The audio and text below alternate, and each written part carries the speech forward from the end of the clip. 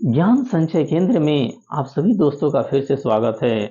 दोस्तों, पिछले वीडियो में हम लोगों ने संविधान के अनुच्छेद 1 से लेकर के 50 तक देखा था। जो भी महत्वपूर्ण अनुच्छेद था उसके बीच में उन सभी अनुच्छेदों को हम लोगों ने पढ़ा था। आइए आज वहां से आगे बढ़ते हैं और बचे हुए जितने भी महत्वपूर्ण अनुच्छेद है, जो आपके एग्जाम में जिस अनुच्छेद की आने की संभावना है या जिससे बार बार क्वेश्चन किए जाते हैं, उन सभी अनुच्छेदों को हम लोग देख लेते हैं। और साथ ही साथ आज कल जो अनुच्छेद पढ़ाए थे 1 से लेकर के और 395 तक के जो भी अनुच्छेद है, कुल अनुच्छेदों का एक बार रिवीजन हम लोग कर लेंगे। तो चलिए दोस्तों, अब 50 के आगे से जो भी अनुच्छेद है उन अनुच्छेद को देखते हैं। तो देखते हैं, सबसे पहले अनुच्छेद 52 को देखते हैं। तो अनुच्छेद 52 में कहता है कि राष्ट्रपति जो होगा वह देश का संवैधानिक प्रधान होगा और देश का जो प्रथम नागरिक होगा वह कौन होगा? तो हमारे देश का राष्ट्रपति। तो दोस्तों, राष्ट्रपति को देश का प्रथम नागरिक भी कहा जाता है और यह किस अनुच्छेद के अंतर्गत कहा जाता है? तो अनुच्छेद 52 के अंतर्गत कहा जाता है। 52 के बाद अनुच्छेद 53 ये कहता है कि जो कार्यपालिका होगा उस कार्यपालिका का प्रधान जो होगा वह राष्ट्रपति होगा। तो कार्यपालिका का प्रधान कौन होता है? तो राष्ट्रपति होता है। ये भी क्वेश्चन आ जाता है। तो 53 कहता है कि कार्यपालिका का प्रधान कौन होगा? राष्ट्रपति होगा। अनुच्छेद 54 जो है वो 54 में किस प्रकार से राष्ट्रपति का चुनाव होता है, अर्थात राष्ट्रपति के चुनाव का वर्णन जो है वो अनुच्छेद 54 में दिया गया है। तो राष्ट्रपति का जो चुनाव होता है उस चुनाव का जो पद्धति है उस पद्धति को कहा जाता है एकल संक्रमणीय मत पद्धति। क्या कहा जाता है? एकल संक्रमणीय मत पद्धति कहा जाता है। अनुच्छेद 56 में जो है वह राष्ट्रपति के कार्यकाल के बारे में दिया गया है कि जो भारत का राष्ट्रपति होगा उसका कार्यकाल 5 वर्षों का होगा और साथ ही साथ इसके बीच में अगर किसी कारणवश राष्ट्रपति इस्तीफा देना चाहता है तो उसके त्याग पत्र का भी वर्णन है और जो राष्ट्रपति अपना त्याग पत्र देता है वह उपराष्ट्रपति को देता है। किसको देता है? तो राष्ट्रपति अपना जो त्याग पत्र है वह उपराष्ट्रपति को देता है। अनुच्छेद 61 में राष्ट्रपति को उसके कार्यकाल के मध्य में किस प्रकार से हटाया जा सकता है, यानी उसके ऊपर किस प्रकार से महाभियोग लगाया जा सकता है, इसका वर्णन अनुच्छेद 61 में दिया गया है। दोस्तों, इस महाभियोग, राष्ट्रपति के ऊपर जो महाभियोग लगाने का जो पद्धति है उसका एक ही कंडीशन है कि अगर राष्ट्रपति संविधान के अनुसार कार्य नहीं करते हैं तो उनके ऊपर महाभियोग लगाया जा सकता है। और ये महाभियोग लगाने का एक जो है सुनियोजित प्रोसेस है। इसमें क्या होता है, महाभियोग अगर कोई भी संसद के किसी भी सदन में महाभियोग का प्रस्ताव पेश करना है तो सबसे पहले 14 दिन पहले राष्ट्रपति को ये अनुसूचित करना होता है, उनको बताना होता है कि उसके ऊपर, आपके ऊपर जो है महाभियोग लगाया जाएगा। और जो 14 दिन पहले उनको जो अनुसूची जो सौंपा जाता है, उनको जो ज्ञापन सौंपा जाता है, उस ज्ञापन पर उस सदन के 1/4 सदस्य का हस्ताक्षर होना चाहिए। कहने का अर्थ ये है कि यदि राज्यसभा में राष्ट्रपति के खिलाफ महाभियोग का प्रस्ताव लाया जाएगा तो राज्यसभा के जो सदस्य हैं 250, उस 250 का 1/4 सदस्य जो है उस ज्ञापन पर हस्ताक्षर करके राष्ट्रपति को जो है 14 दिन पहले उनको पत्र लिख के देगा कि आपके ऊपर इस दिन जो है महाभियोग का कार्रवाई राज्यसभा में किया जाएगा। अनुच्छेद 64 कहता है जो है वह उपराष्ट्रपति के बारे में वर्णन है कि भारत का जो है एक उपराष्ट्रपति होगा। यह अनुच्छेद किसके अंतर्गत? तो अनुच्छेद 64 के अंतर्गत भारत का एक राष्ट्रपति होगा। अनुच्छेद जो 72 है उस अनुच्छेद 72 में राष्ट्रपति को क्षमा दान की शक्ति प्रदान किया गया है, अर्थात अगर किसी व्यक्ति को न्यायालय द्वारा सजा दिया गया है तो उस सजा को माफ करने का अधिकार राष्ट्रपति को है। किसको है? तो क्षमा दान का जो अधिकार है वह किसके पास है? राष्ट्रपति के पास है। और किस अनुच्छेद के अंतर्गत है? तो अनुच्छेद 72 के अंतर्गत है। यानी जो राष्ट्रपति है वो किसी भी ऐसे व्यक्ति जिसको न्यायालय द्वारा मृत्यु दंड का भी सजा दे दिया गया हो, तो उस सजा को माफ करने का अधिकार जो है वह राष्ट्रपति के पास है। और वह किस अनुच्छेद के अंतर्गत है? तो अनुच्छेद 72 के अंतर्गत है। अब अगला अनुच्छेद अनुच्छेद 76 है। अनुच्छेद 76 में यह दिया गया है कि राष्ट्रपति एक महान्यायवादी की नियुक्ति करेगा। तो महान्यायवादी की नियुक्ति कौन करता है? राष्ट्रपति करता है। और किस अनुच्छेद के अंतर्गत करता है? तो अनुच्छेद 76 के अंतर्गत जो है राष्ट्रपति महान्यायवादी की नियुक्ति करते हैं। अब अनुच्छेद 80 देखते हैं। तो अनुच्छेद 80 में ये वर्णन किया गया है कि भारत का में जो है कि संसदीय प्रणाली में एक राज्यसभा होगा, और यह जो राज्यसभा होगा यह उच्च सदन कहलाएगा। राज्यसभा को क्या कहा जाता है? उच्च सदन भी कहा जाता है। अनुच्छेद 81 में लोकसभा के बारे में वर्णन है, अर्थात अनुच्छेद 81 कहता है कि भारत में जो होगा एक लोकसभा होगा। फिर अनुच्छेद 83 में देखते हैं। तो अनुच्छेद 83 में दिया गया है कि राज्यसभा के जो सदस्य होंगे उनका कार्यकाल कितने दिनों का होगा। तो दोस्तों राज्यसभा के जो सदस्य होते हैं इनके सदस्यों का जो कार्यकाल होता है वह 6 वर्षों का होता है, और प्रत्येक 2 वर्ष पर 1/3 सदस्य जो है वह रिटायर होते हैं, और फिर उतने ही सदस्यों का चुनाव होता है। दोस्तों राज्यसभा ही एक ऐसा सदन है जो कभी विघटित नहीं होता है, अर्थात जब से राज्यसभा का गठन 1951 से हुआ है तब से राज्यसभा का विघटन अभी तक नहीं हुआ है। इसीलिए राज्यसभा को जो है उच्च सदन कहा जाता है। अगला जो अनुच्छेद है वह अनुच्छेद 89 है, और 89 अनुच्छेद 89 कहता है कि राज्यसभा का एक सभापति होंगे और एक उपसभापति होंगे। तो दोस्तों राज्यसभा का जो सभापति होते हैं वह होते हैं उपराष्ट्रपति। जो उपराष्ट्रपति होते हैं वह राज्यसभा का क्या होते हैं? सभापति होते हैं। और उपराष्ट्रपति को जो वेतन मिलता है वह वेतन जो है राज्यसभा का सभापति होने के नाते ही मिलता है, न कि उनको उपराष्ट्रपति के तौर पर वेतन प्राप्त होता है। अगला अनुच्छेद देखते हैं 93। तो अनुच्छेद 93 जो है वह कहता है कि लोकसभा जो होगा वह लोकसभा में भी क्या होगा? एक अध्यक्ष होगा और एक उपाध्यक्ष होगा। किसके अंतर्गत? तो अनुच्छेद 93 के अंतर्गत। अब अगला जो महत्वपूर्ण अनुच्छेद है वह अनुच्छेद 100 है। अनुच्छेद 100 में जो है वह कोरम के बारे में चर्चा किया गया है। कोरम अर्थात गणपूर्ति। गणपूर्ति कहने का अर्थ यह है कि राज्यसभा हो या लोकसभा हो उसमें कब कार्यवाही शुरू होगी। तो जब तक कुल सदस्य संख्या का 1/10 सदस्य उपस्थित नहीं होते हैं तब तक लोकसभा या राज्यसभा की कार्यवाही नहीं शुरू हो सकती है। अर्थात अगर राज्यसभा में कार्यवाही शुरू करना है तो राज्यसभा का कुल सदस्य संख्या 250 है, तो 250 का 1/10 सदस्य यानी कम से कम 25 सदस्य उपस्थित रहेंगे, तभी राज्यसभा का कार्यवाही स्टार्ट किया जाएगा, शुरू किया जाएगा। अगला अनुच्छेद 108 है। 108 अनुच्छेद जो है वह लोकसभा और राज्यसभा के संयुक्त बैठक का जो है वर्णन करता है। अर्थात कभी किसी सिचुएशन में ऐसा हो जाए कि एक जो विधेयक है वह किसी सदन में पास हो जाए और दूसरे सदन में वह जो विधेयक न पास हो, ऐसा बार बार हो। अर्थात लोकसभा और राज्यसभा में जब गतिरोध पैदा हो जाता है तो वहाँ पर राष्ट्रपति को ये अधिकार होता है कि वह दोनों सदनों का एक संयुक्त जो है बैठक बुलाए, और यह जो बैठक राष्ट्रपति बुलाता है वह अनुच्छेद 108 के अंतर्गत बुलाता है।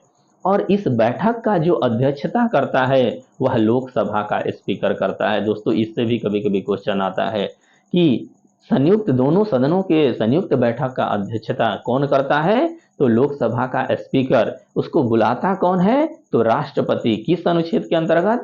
तो अनुच्छेद 108 के अंतर्गत। अगला जो है हम लोग का अनुच्छेद है वह अनुच्छेद है धन विधेयक यानी मनी बिल। यह मनी बिल जो होता है दोस्तों, इसमें लोकसभा को यूं कहें तो एक छत्र अधिकार होता है। इसमें लोकसभा का को ही संपूर्ण पावर होता है। इस धन विधेयक में मनी बिल में जो है राज्यसभा का कोई यूं कहें तो उसका कार्य नहीं होता है, अर्थात राज्यसभा इस विधेयक को पास करे या ना करे ये कोई मायने नहीं रहता है। धन विधेयक टोटली लोकसभा के कंट्रोल में रहता है और यह विधेयक लोकसभा में ही पेश किया जाता है। धन विधेयक को सर्वप्रथम राज्यसभा में पेश नहीं किया जा सकता है। एक क्वेश्चन और यहाँ से आता है दोस्तों कि डिसाइड कौन करता है कि कोई भी जो विधेयक है वह धन विधेयक है? तो यह लोकसभा के जो स्पीकर होते हैं वही डिसाइड करते हैं कि कौन सा विधेयक धन विधेयक है। अगला अनुच्छेद 112 है। तो अनुच्छेद 112 में जो है बजट का चर्चा किया गया है, अर्थात प्रत्येक वर्ष जो सरकार बजट पेश करती है, वित्त मंत्री रेल मंत्री जो बजट पेश करते हैं, वित्त मंत्री जो बजट पेश करते हैं वह बजट अनुच्छेद 112 के अंतर्गत ही पेश किया जाता है। दोस्तों अगला जो अनुच्छेद है वह अनुच्छेद 123 है और इस अनुच्छेद में अध्यादेश का वर्णन किया गया है। अध्यादेश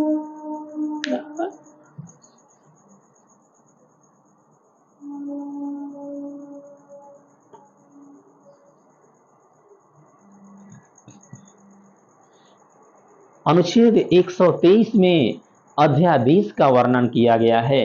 दोस्तों अध्यादेश क्या होता है यह आपको डिटेल में बता देते हैं कि जब संसद का सत्र कार्यकाल में नहीं होता है और कोई ऐसा सिचुएशन आ जाता है कि कुछ महत्वपूर्ण मुद्दे, कुछ महत्वपूर्ण कानून को पास करना है, तो वैसे दशा में राष्ट्रपति के पास अधिकार होता है कि वह उस विधेयक को पास करे, उस विधेयक को जो है पास करें, तो उसी को जो है कहा जाता है अध्यादेश।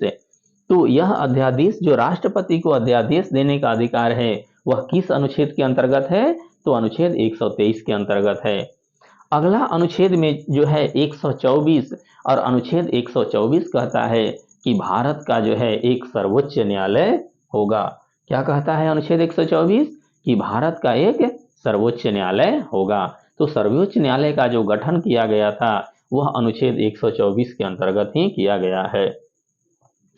अगला अनुच्छेद 148 है। तो अनुच्छेद 148 में जो है सीएजी के बारे में वर्णन है। सीएजी का अर्थ ये है कि नियंत्रक एवं महालेखा परीक्षक, अर्थात ये जो नियंत्रक एवं महालेखा परीक्षक होता है इसका नियुक्ति जो है वह राष्ट्रपति के द्वारा किया जाता है। तो नियंत्रक एवं महालेखा परीक्षक का वर्णन किस अनुच्छेद में है? तो अनुच्छेद 148 में किया गया है। अगला जो अनुच्छेद है वह 163 है और 163 अनुच्छेद जो है वह राज्यपाल का वर्णन करता है। जो राज्यों में राज्यपाल होते हैं वह अनुच्छेद 163 में उसका वर्णन किया गया है। फिर अनुच्छेद 169 में जो है विधानसभा का वर्णन किया गया है, अर्थात किस जो राज्य होगा वह राज्य में एक विधानसभा होगा जिसके सदस्य क्या होंगे? निर्वाचित होंगे, जनता द्वारा निर्वाचित सदस्य होंगे और वही जो है विधानसभा के जो सदस्य होंगे वह वहाँ की सरकार को, राज्य सरकार को चलाएंगे। जो 213 अनुच्छेद है वह 213 में जिस प्रकार से सेंट्रल गवर्नमेंट में राष्ट्रपति को अध्यादेश देने का अधिकार है, उसी प्रकार से 213 में राज्य में राज्यपाल को यह अधिकार दिया गया है कि जब विधानसभा का कार्यवाही न चल रहा हो वैसे दशा में वह अध्यादेश को पास कर सकते हैं, अर्थात कोई कानून को पास कर सकते हैं। अनुच्छेद 239 कहता है कि जो केंद्र शासित प्रदेश है उस प्रदेश का जो शासन है, प्रशासन है, वह किस प्रकार से चलाया जाएगा, यह 239 अनुच्छेद में वर्णन है। अनुच्छेद 239 में क्या है, तो जो केंद्र शासित प्रदेश है उसका प्रशासन जो है किस प्रकार से किया जाएगा, इसका वर्णन अनुच्छेद 239 में है। अनुच्छेद 243 जो है वह पंचायत और नगर पालिका का वर्णन करता है। किसका? अनुच्छेद 243 पंचायत और नगर पालिका का वर्णन करता है। दोस्तों यह जो पंचायत है, यह अनुसूची जब पढ़ाए थे उसमें आप लोग को बताए थे कि 11वीं अनुसूची में पंचायत है और 12वीं अनुसूची में क्या है, तो नगर पालिका है। और दोनों को कितने विषय दिए गए हैं तो पंचायत को कुल 26 विषय पे शासन करना होता है, जबकि नगर पालिका को कुल कितना है, 18 विषय प्राप्त है। 18 विषयों पर जो है नगर पालिका शासन करती है।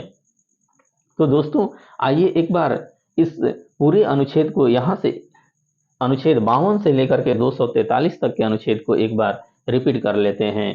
तो अनुच्छेद 52 कहता है कि राष्ट्रपति जो है संवैधानिक प्रधान होगा देश का। अनुच्छेद 53 कहता है कि कार्यपालिका का जो प्रमुख होगा वह राष्ट्रपति होगा।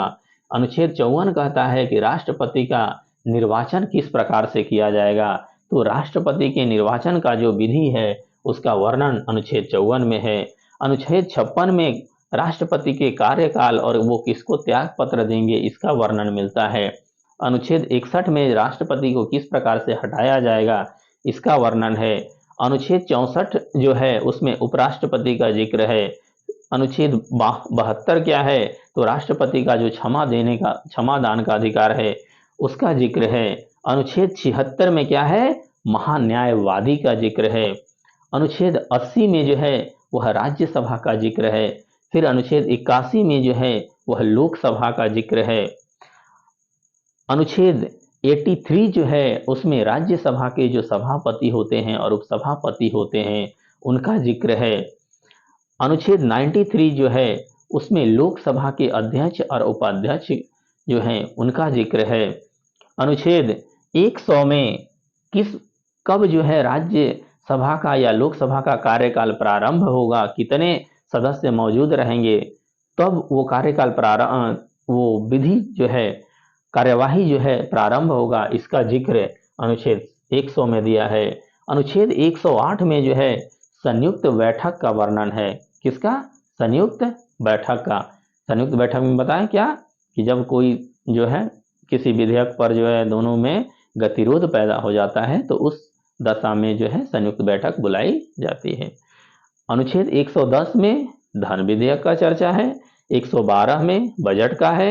123 में जो है राष्ट्रपति को अध्यादेश देने का अधिकार है। 124 में जो है सर्वोच्च न्यायालय के गठन का है प्रावधान। अनुच्छेद 148 में नियंत्रक एवं महालेखा परीक्षक का जिक्र है। अनुच्छेद 163 में राज्यपाल का वर्णन है। 169 में विधान परिषद का। 213 जो है राज्यपाल का अध्यादेश। 239 में केंद्र शासित जो राज्य है उसका प्रशासनिक ढांचा के बारे में वर्णन है। अनुच्छेद 243 जो है उसमें पंचायत और आइए दोस्तों अब अगला अनुच्छेद देखते हैं। तो अनुच्छेद 263 जो है वह अंतरराज्यीय परिषद के गठन का अधिकार देता है या प्रस्ताव देता है। ये अंतरराज्यीय परिषद क्या होता है दोस्तों, इसके बारे में थोड़ा बता देते हैं। कभी ऐसा होता है कि केंद्र और राज्य के बीच में बहुत ज़्यादा संबंध बिगड़ जाता है, तो वैसे केसेस में इन दोनों के बीच बैलेंस करने के लिए जो है संविधान में ये प्रावधान किया गया है कि एक जो है अंतरराज्यीय परिषद का गठन कर दिया जाए जो दोनों के बीच के जो है मतभेद है उस मतभेद को दूर करेगा। तो अंतरराज्यीय परिषद का गठन किस अनुच्छेद के अंतर्गत है? अनुच्छेद 263 के अंतर्गत। 266 जो अनुच्छेद है यह वर्णन करता है संचित निधि का, यानी कि जो भारत सरकार होगा वह सरकार का एक संचित निधि होगा। ये संचित निधि क्या होता है दोस्तों कि संचित निधि में फंड रहता है और जो प्रधानमंत्री होते हैं, राष्ट्रपति होते हैं, उपराष्ट्रपति होते हैं, सुप्रीम कोर्ट के जजेस वगैरह होते हैं, यानी यूँ कहें कि जितना हाई ऑफिशियल्स होते हैं उन सभी का जो वेतन है वह संचित निधि से ही दिया जाता है। अनुच्छेद 267 जो है उसमें आकस्मिक निधि का वर्णन है, अर्थात सरकार एक ऐसे फंड का व्यवस्था करेगी जो इमरजेंसी के सिचुएशन में काम आएगा। आकस्मिक निधि से क्या होता है कि जो सडनली कहीं पर फ्लड आ जाता है या कुछ और ऐसा इमरजेंसी आ जाता है, कुछ आपदा आ जाता है, तो वैसे केसेस में जो सरकार फंड देती है वह आकस्मिक निधि से निकाल करके फंड देती है। अनुच्छेद 275 जो है वह बताता है कि केंद्र जो है वह राज्य को अनुदान देगा। सेंट्रल गवर्नमेंट जो है हर स्टेट को अनुदान देता है, यानी पैसा देता है।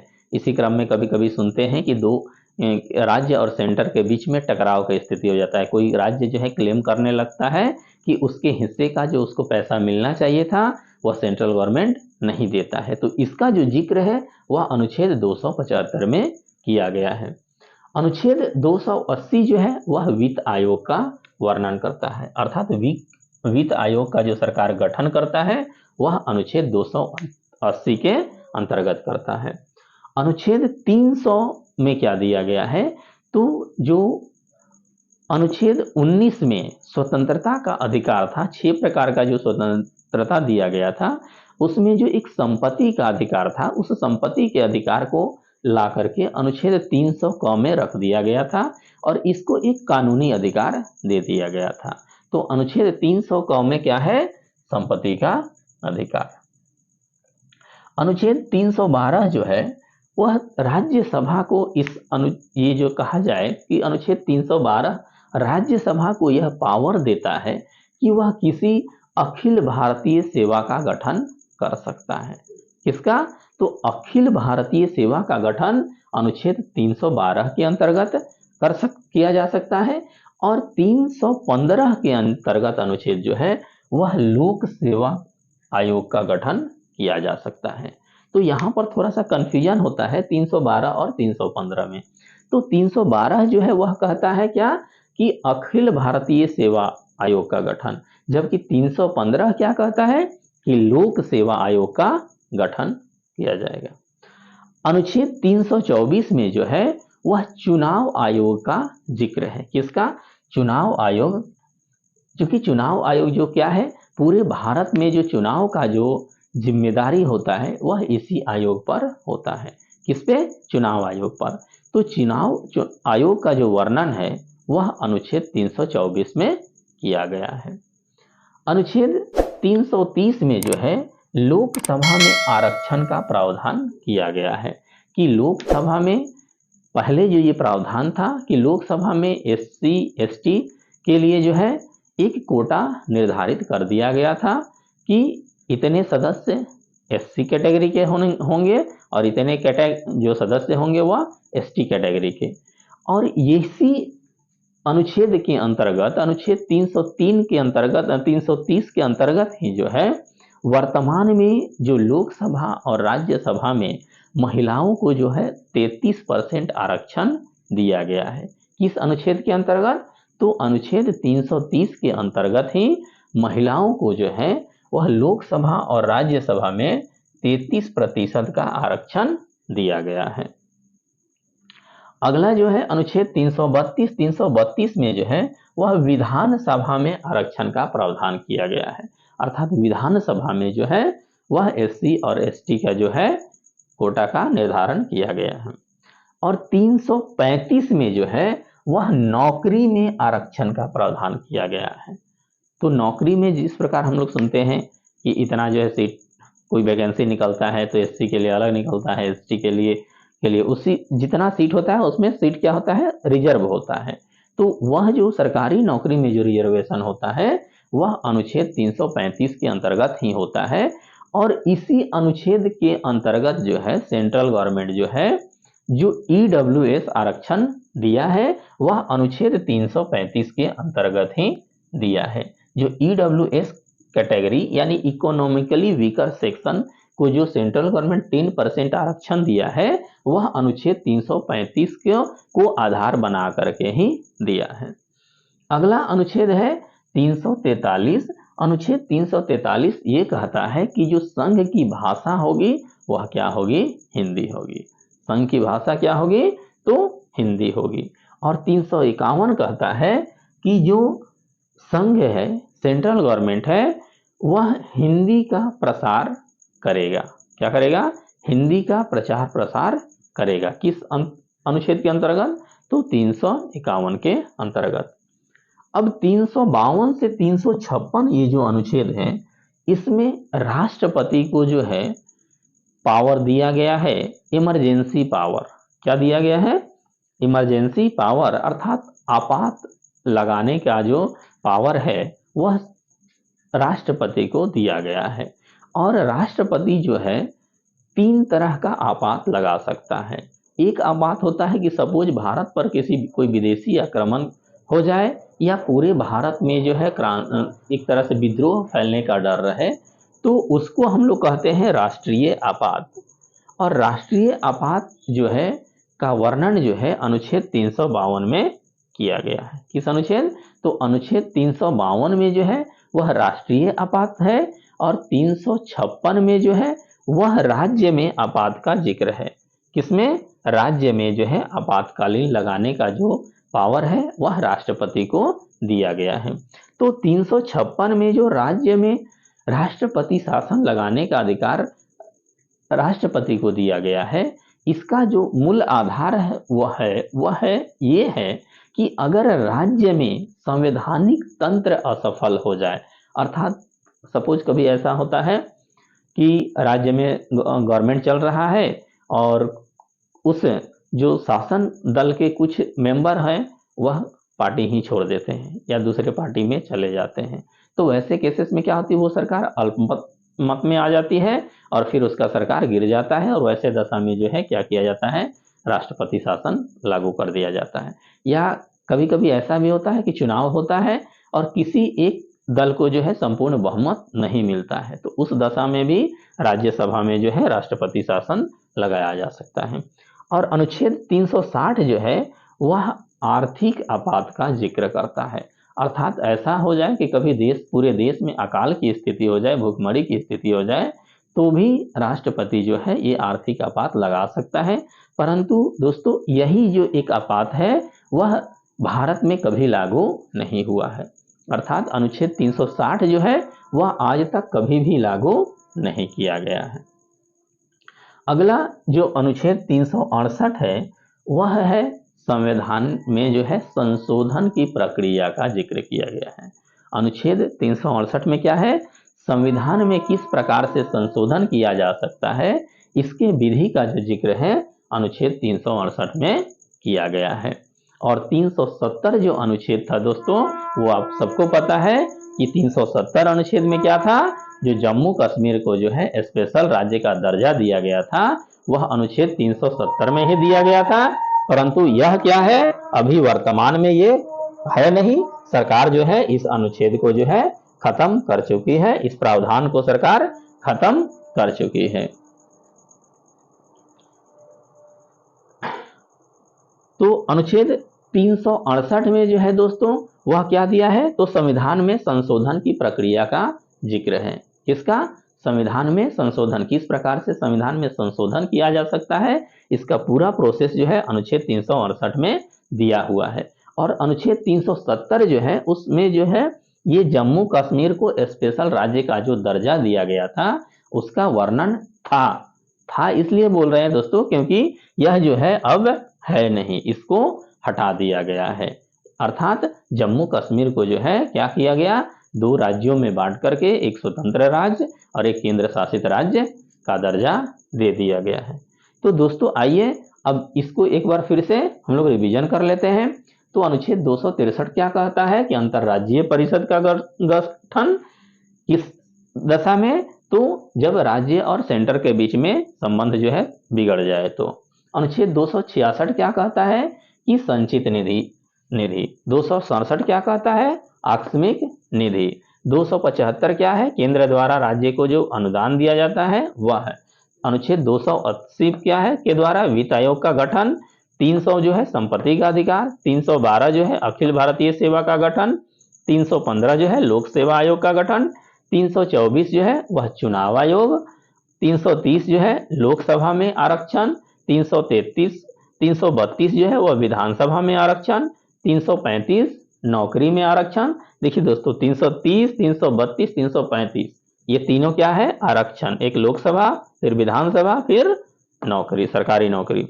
343 कहता है कि संघ की भाषा क्या होगी, हिंदी होगी। और 351 में जो है हिंदी को जो है प्रोत्साहन देने की बात कहा गया है।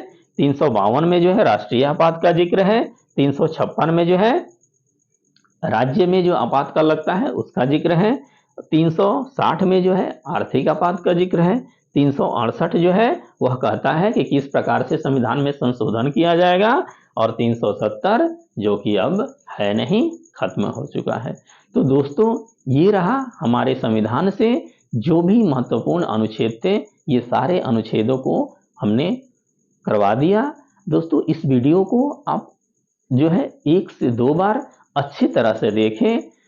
और दोस्तों इसका जो क्वेश्चन फॉर्मेट है वो भी बहुत जल्द हम लाने वाले हैं, तो वो क्वेश्चन फॉर्मेट, क्वेश्चन का सेट एक बार लगा लीजिएगा। तो दोस्तों आपके किसी भी एग्जाम में अब अनुच्छेद और अनुसूची से कोई भी क्वेश्चन होगा वह नहीं छूटेगा। जय हिंद दोस्तों।